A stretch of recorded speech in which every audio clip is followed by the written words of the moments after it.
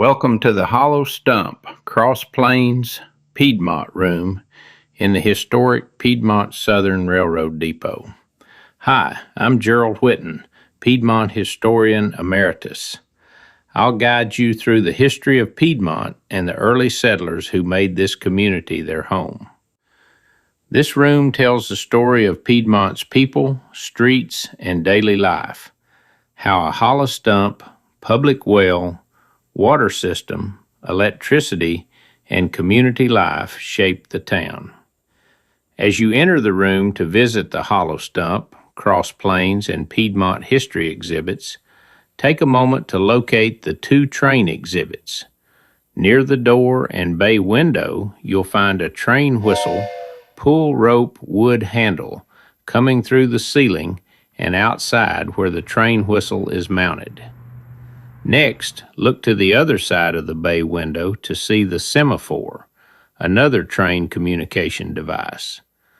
Two white cords hang from black levers, connected by cables to a wooden post outside to move red and green boards to signal trains to stop or proceed. As you enter, take a moment to look around and notice the display cases, exhibits, and photos which display how settlers dressed, cooked, and cared for themselves in their daily life in the 1800s and early 1900s. Before this area was officially incorporated as Piedmont, a name meaning foot of the hills, on Wednesday, December 12, 1888, it was known by several names throughout the 19th century. These names appear in maps, post office records, railroad documents, and historical accounts, and reflect the area's evolving identity. Ladaga was named for Chief Ladaga, also known as Ladagi, a Muskogee Creek leader who owned land in the area following the Treaty of Cusseta in 1832. Located approximately 2.5 miles northeast of present-day Piedmont, along today's Highway 278 East, Ladaga was a small community on the banks of Terrapin Creek during the 1830s. The Ladaga Post Office was established on March 23, 1837. During the Civil War, Ladaga was the site of a cavalry skirmish on October 28, 1864, in which Confederate forces under Brigadier General Samuel W. Ferguson repelled Union troops commanded by Brigadier General Hugh Judson Kilpatrick. In the 1840s, present-day Piedmont was known as Hollow Stump Crossroads, named for a hollow sycamore stump that stood near what is now the downtown gazebo mini park at the northeast corner of North Center Avenue and East Ladaga Street. Inside the stump was a wooden box that served as an informal post office for both white settlers and American Indians. This location marked the intersection of ancient Cherokee and Creek Indian trails that later became two important post roads for westward moving settlers and stagecoach lines, the Rome and Wetumpka Road, now Ladaga Street, and the Center and Chocolaco Road, now Center Avenue. The crossroads quickly became a focal point for travel, communication, and early settlement in the Coosa Valley.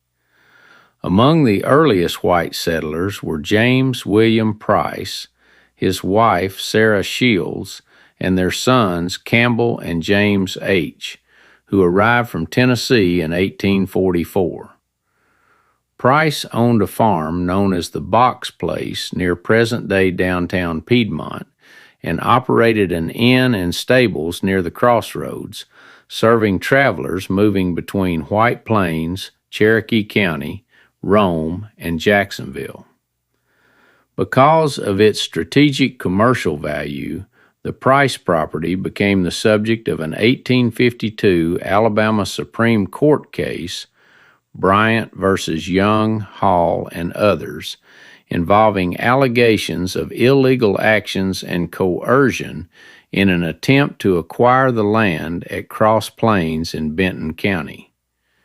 In February 1848, Jacob Forney Daly settled at Hollow Stump, building a log cabin near the intersection of present-day North Center Avenue and East Ladaga Street. He established the area's first general store near the crossroads. In 1859, Daly built one of the community's earliest permanent homes on the southeast corner of North Center Avenue and Southern Boulevard, south of the Southern Depot. He also donated land for Cross Plains Cemetery on North Church Street and played a key role in the development and incorporation of Piedmont on December 12, 1888. Daly constructed the Episcopal Church on West Ladaga Street in 1884, and in 1880 built a home as a wedding gift for his daughter Mary Catherine, who married Alexander McAllister, mayor of Piedmont from 1890 to 1891. This residence later became known as the Roberts Home, which was relocated and preserved in 2017 as the Roberts Home Museum Hotel. Gilbert Christian Craig and his wife Eliza Swan Craig moved from Tennessee to the area in the 1830s, when few white settlers lived among the Cherokee. Their son, John Craig, born in 1836, later served as a Confederate soldier during the Civil War. He built his home on the hill where Francis E. Willard School now stands. John Craig and his wife, Sarah Cornelia Ferguson, had 4 daughters: Mary Alice, a Piedmont educator; Bertie, a talented painter; Minnie, a skilled violinist; and Betty. Another early settler, Joel Neighbors, was born in Shelby County, Alabama on June 10, 1822.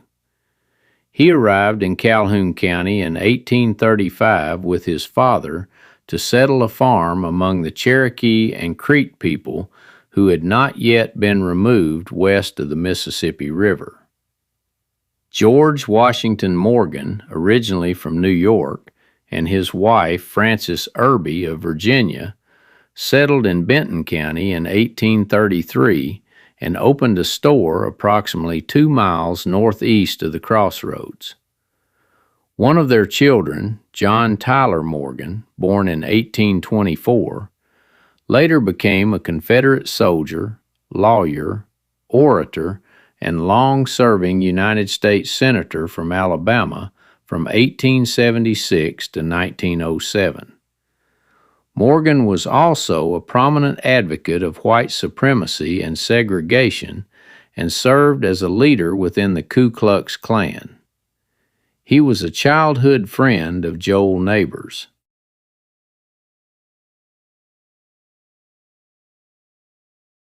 Another name associated with the area was Griffin's Creek.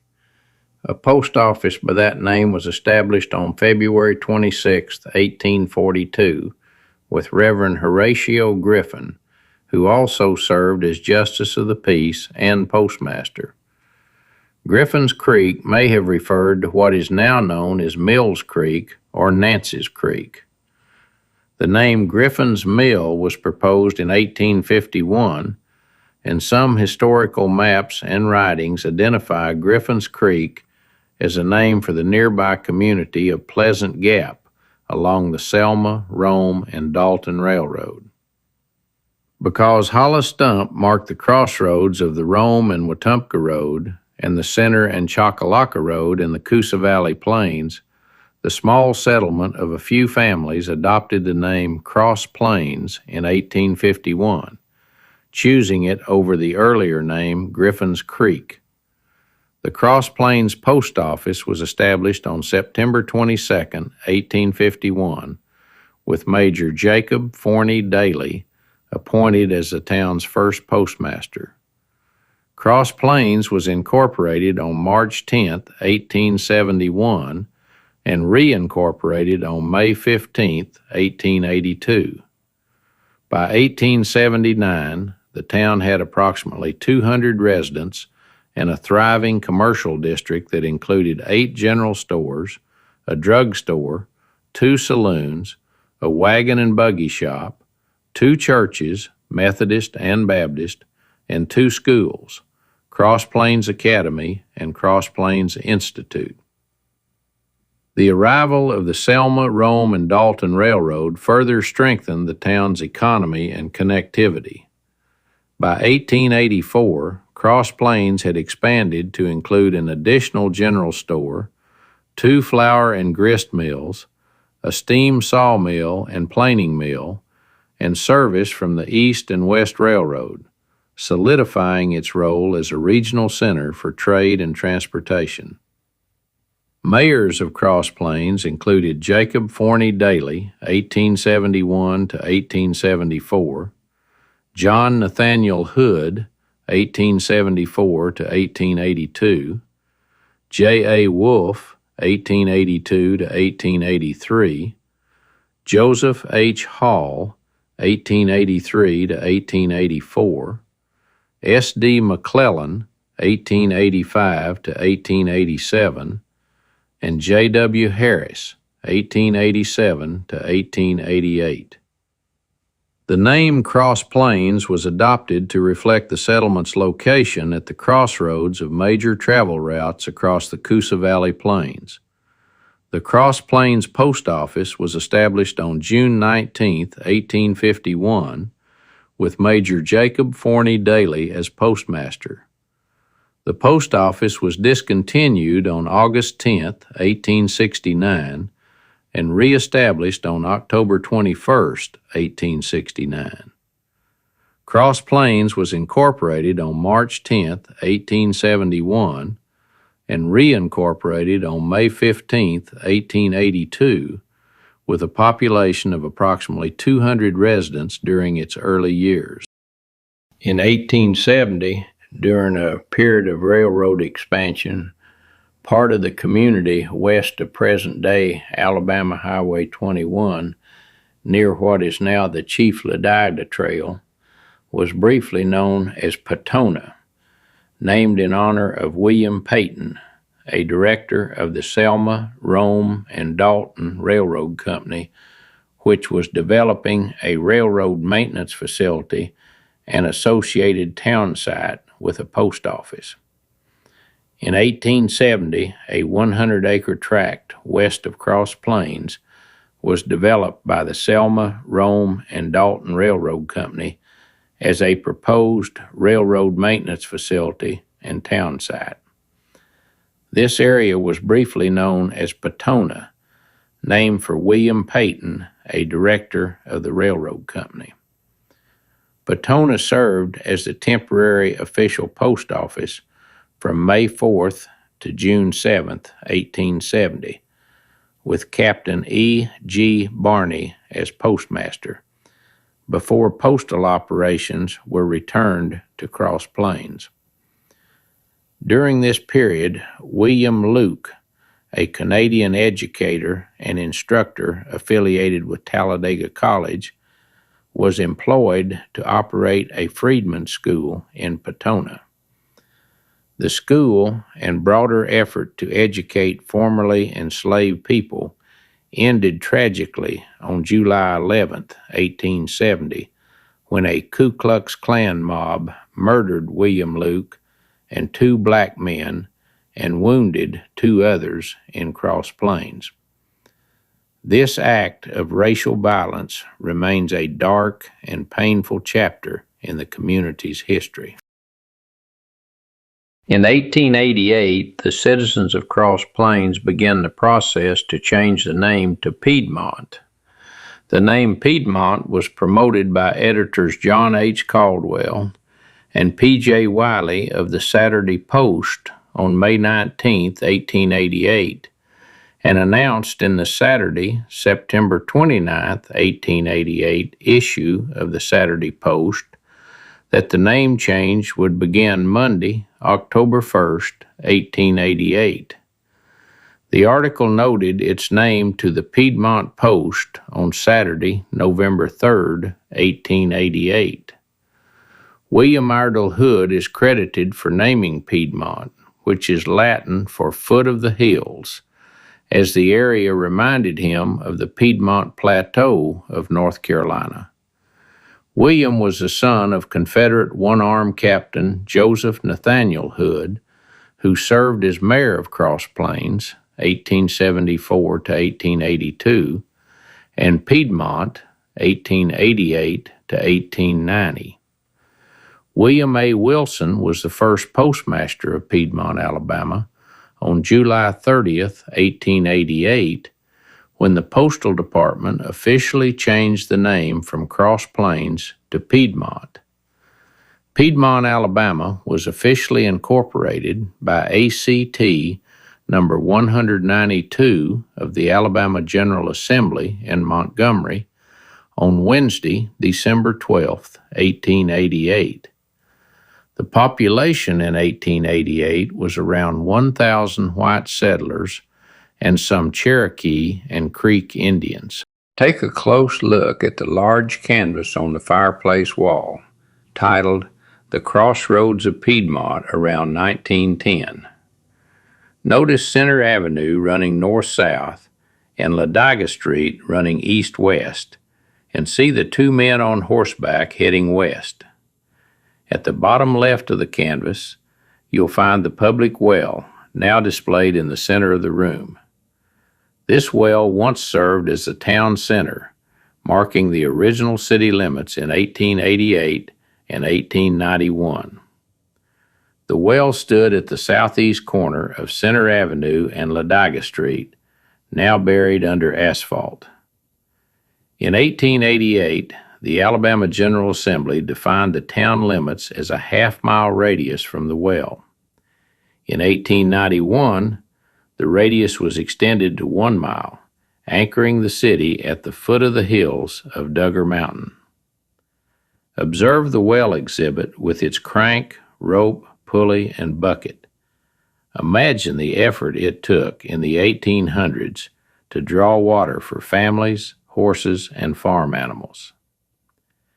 The 1899 street map on the exhibit shows the well labeled clearly as well. The Piedmont Water Company, built by Rev./Mr. George Dent Harris in 1888, used a steam power plant to pump water to a hillside reservoir for water and fire protection. Today, Piedmont Water, Gas, and Sewer Department provide these vital services to the citizens and businesses of Piedmont. Piedmont is blessed with ample clean water supply from Nancy's Creek and 2 wells. Note the fire department exhibit with that model of fire hydrant, along with hose and ladder framing historic photos of Piedmont and SCT fire trucks. Banking in Piedmont began during the economic boom of the 1890s with the establishment of the Bank of Piedmont, organized with $50,000 in capital under the leadership of Bank President J.H. Ledbetter. The bank was located in a 2-story building at the corner of North Main Street and Hood Street. This building was later purchased by Dr. Joseph Allgood and eventually sold to the city, becoming Francis E. Willard High School II. The First National Bank of Piedmont was established in 1909 by Maximilian Bethune Welborn, a prominent Anniston businessman, chairman of the Federal Reserve System, and Alabama state senator. In 1970, M.L. Knight sold the bank to Louis Savage, who owned and operated it until November 30th, 1983. At that time, the bank became South Trust Bank, later transitioning to Wachovia, which eventually merged with Wells Fargo. Wells Fargo closed its Piedmont branch in 2018. The Farmers and Merchants Bank opened on April 15, 1915, at 109 North Center Avenue. The bank was founded by Charlie N. Thompson, president, and J. H. Barlow, vice president, both grandfathers of Margaret Peggy Thompson Latta. Following the death of C. N. Thompson, C. W. Thompson was elected president and served until his death in 1953. J. S. Towey succeeded him and served until retiring in 1974. S. Granger Latta, Peggy Latta's husband, became president in 1974 and served until his death in 1980, after which Mrs. Peggy Latta assumed the role of president. Their son, Lynn Latta, became president in 1989 and continues to serve today, assisted by his sons, Chris and Chad.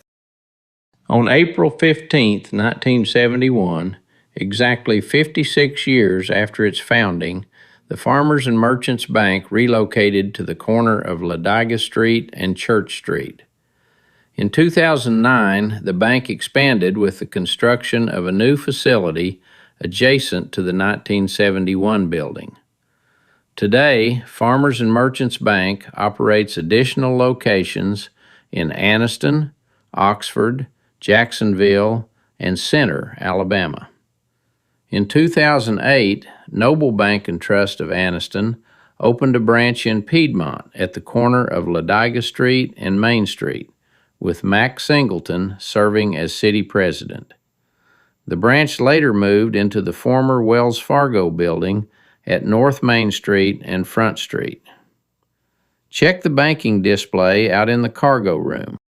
The economic boom of the 1890s resulted in 5 churches: Methodist, Baptist, Cumberland Presbyterian, Episcopal, and Mount Pleasant Methodist Christian Episcopal Church; 2 schools, Cross Plains Academy, Cross Plains Institute; a printing house; 2 hotels, Dixie and Calhoun; 2 mountain resorts, Borden Wheeler and Piedmont Springs; a boarding house, drugstore, carriage shop, a wagon and buggy shop, a washing machine factory, furniture store, over 12 grocery and dry goods stores, and shoe factory west side of South Main Street between Ladiga Street and Seaboard Boulevard. The Piedmont Land and Improvement Company, 1890, sold shares to buy and divide land into lots for businesses and homesteads.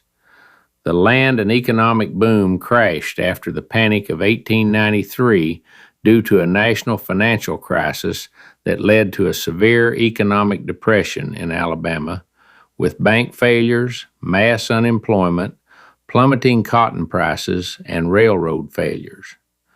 The Coosa Manufacturing Company was built by Jacob Forney, first superintendent, A.G. Thatcher, J.W. Hawk, treasurer, and Lane Verndon in 1892. The textile cotton mill became Standard Coosa Thatcher in 1922, a major employer in Piedmont until its closure in 1995 due to the North American Free Trade Agreement, NAFTA, that caused the loss of over 1,100 jobs in Piedmont. The Piedmont Electric Light and Generating Company, known as Formby's Gen, used an Edison steam plant to generate electricity to power and light up Piedmont in 1891.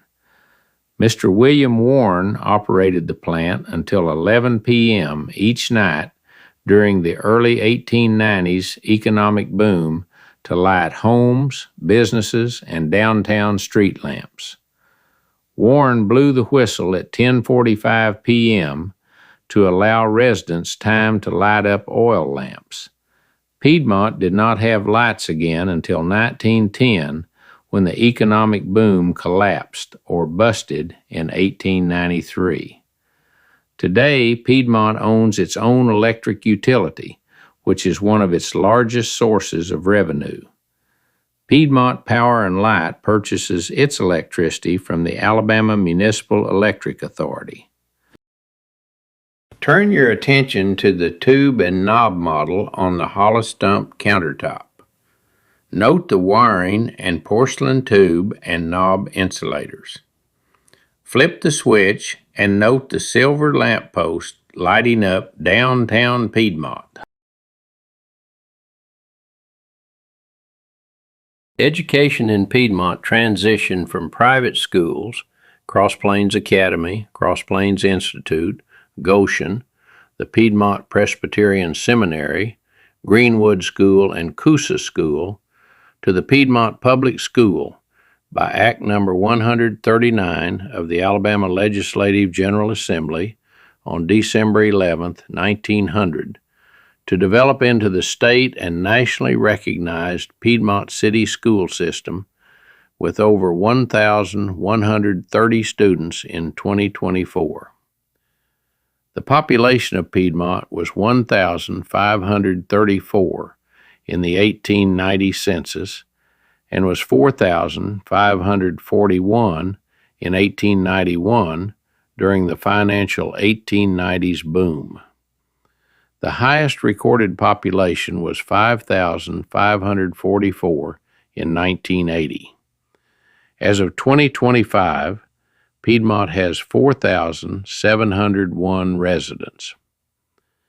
Piedmont's economy diversified from rural agricultural farming to cattle and poultry industry such as Charles Miller Poultry and Feed Company, small and large business from the individual mercantile small businesses to cooperative textile and manufacturing industry such as Standard Coosa, Thatcher, Lawtex, Playtex, Bostrom Seating, Garci, and Healthcare, Piedmont Healthcare Center and Duggar Mountain Assisted Living Center. The 1990s saw the closing and loss of jobs at the Piedmont Hospital, 1957 to 1992, and textile industry, SCT, Lawtex, Playtex, due to the North American Free Trade Agreement, 1994, that sent textiles and jobs to Central America. The 21st century saw the development of Piedmont City School System into a nationally recognized K-12 educational institute with computer technology use by staff and students.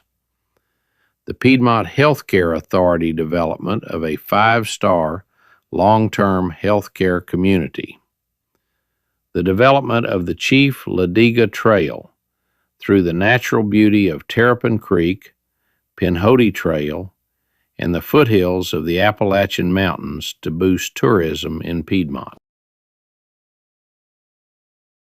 Historic Piedmont hotels. During the late 1800s, the growth of stagecoach travel and railroads brought an influx of pioneers, traders, and traveling salesmen, often called drummers, to Cross Plains and later Piedmont. To meet this demand, several notable hotels and boarding houses were constructed, becoming central to the town's commercial and social life. Cross Plains Hotel, Albert House, Piedmont Hotel, H&H Rooming House. In 1869, F.M. Formby built a 3-story pine hotel using square nails on the west side of North Center Avenue between Alabama and Front Streets. Constructed to serve passengers traveling on the Selma, Rome, and Dalton Railroad, the hotel stood near the depot completed the previous year.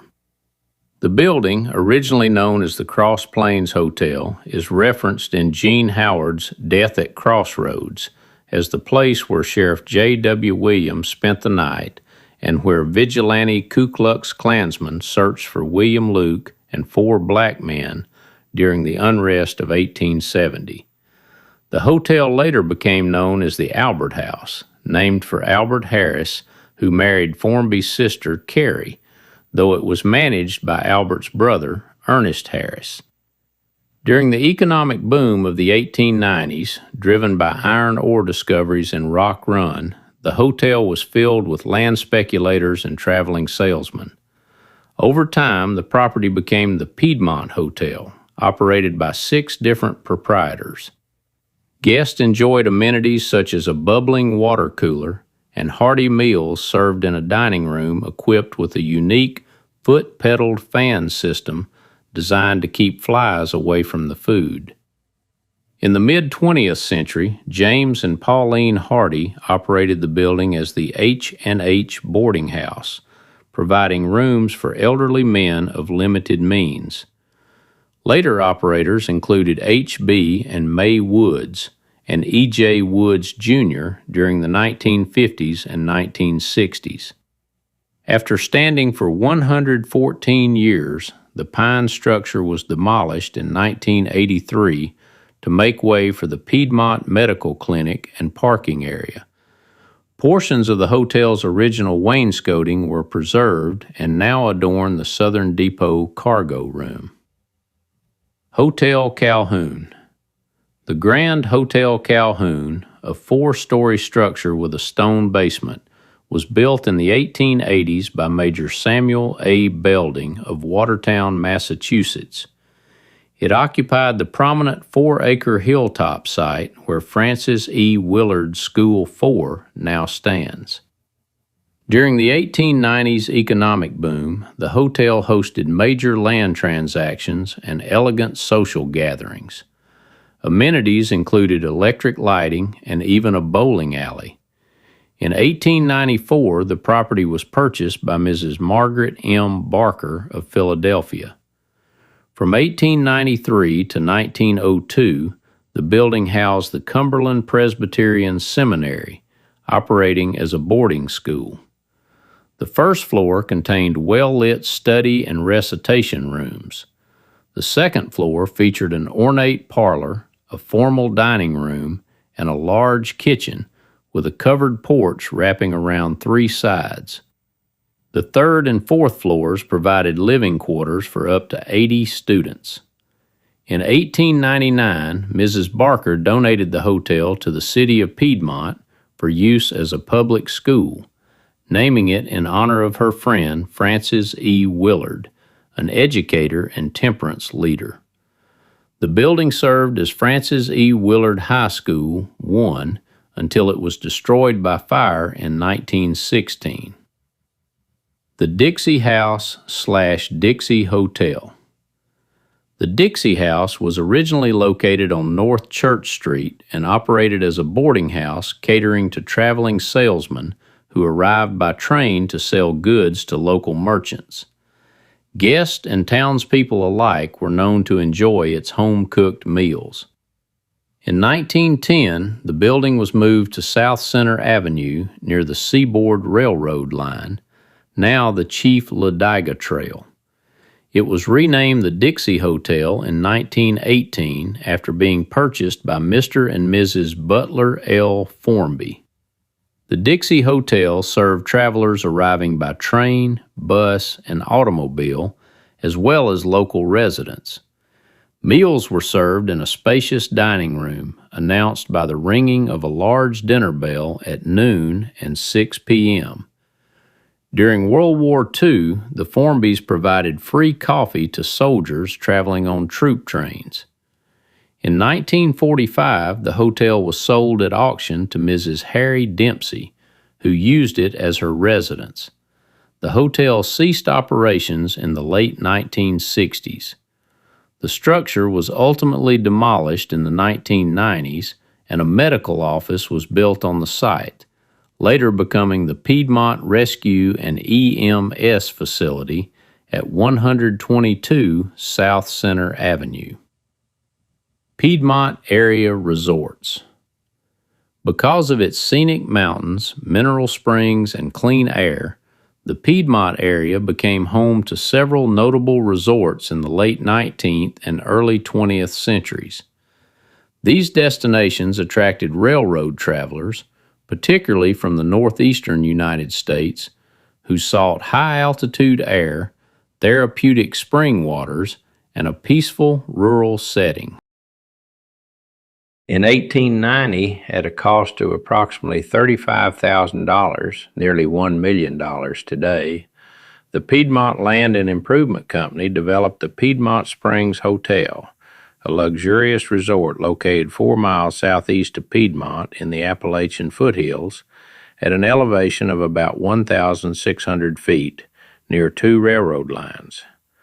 The three-story hotel featured 36 guest rooms equipped with hot and cold running water, comfortable parlors, wide porches, and large stone fireplaces at each end of the building.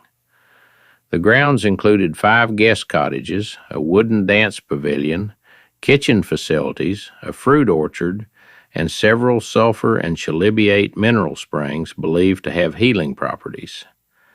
Guests were transported from nearby train depots to the resort by horse-drawn wagons. Operating from June through November, Piedmont Springs offered clean mountain air, scenic beauty, restorative spring water, and fine meals, with rates ranging from $2 per day to $40 per month. Reverend George Dent Harris, longtime pastor of Piedmont Baptist Church and a member of the Piedmont Land and Improvement Company, later purchased the resort and resided there until his death in 1919. In 1945, Mr. and Mrs. Butler Formby, former operators of the Dixie Hotel, moved to Piedmont Springs to manage dining services. The resort changed ownership several times before being destroyed by fire in August 1960. Today, the remaining foundations stand as a reminder of a quieter era in Piedmont's history. Before 1894, the Fruithurst Company constructed a hotel at Borden Springs to serve as a clubhouse for prospective land buyers. When the company failed in 1894, the property was purchased by the Borden Wheeler Company, which hired J.C. Bass of Carrollton, Georgia, to dismantle the original structures and relocate the clubhouse, along with mules and wagons, approximately 16 miles to Borden Springs. The relocated structure was expanded into a grand 3-story hotel with 100 rooms, featuring 9 concert pianos, hot and cold running water, electricity, a large outdoor swimming pool, dance pavilion, and a golf course. The resort was known for its elegance, with staff dressed in tuxedos and formal attire, while guests dined and danced to live orchestras. The resort was later sold to J.C. Bass, who operated it until declining health forced him to pass management to his son in 1927. A Florida company led by Leon Prine purchased the property and operated it until the onset of the Great Depression in 1933. The Borden Wheeler Hotel, located just off today's Chief Ladiga Trail, approximately 2 miles east of Piedmont, was destroyed by fire in 1935. The Signal Hotel was built in Bluffton, Alabama, a town incorporated in 1888 during a brief iron ore boom that saw the population rise to nearly 8,000. Northern investors developed 4 furnaces, installed the first electric lights in Cherokee County, established more than 20 businesses, and planned a major institution of higher learning known as the University of the Southland. When the iron ore deposits were exhausted, Bluffton's growth quickly declined. Constructed in Victorian style, the 3-story Signal Hotel was among the finest in northern Alabama. It featured electric lighting, elegant furnishings, and access to Hurricane Creek, whose waters were believed to have healing properties due to nearby natural lithium springs. Notable guests reportedly included author Rudyard Kipling and retired Union General William T. Sherman. The Signal Hotel, located across from present-day Salem Baptist Church, ceased operations and remained standing until the 1950s, marking the end of Bluffton's brief prominence as a resort destination. Now that we have completed our tour of Piedmont's past, please interact with the exhibits. Take your time to relive the past. Pull the train whistle, switch the semaphore, drop a coin in the well and make a wish. Turn on the tube and knob lights and street lamp. Imagine the crossroads bustling with activity over 150 years ago. History surrounds you here. Look closely and listen carefully, and you'll see the town come alive. Children may enjoy the Creek and Cherokee coloring sheets, learn a few native Indian words, and imagine how early settlers and Native Americans left messages in this mailbox stump. Sit on the bay window bench or floor and reflect on the lives of those who once lived here. After exploring the exhibits, watch the photos of the Piedmont slideshow on the TV, which shows historic images of the town and its people.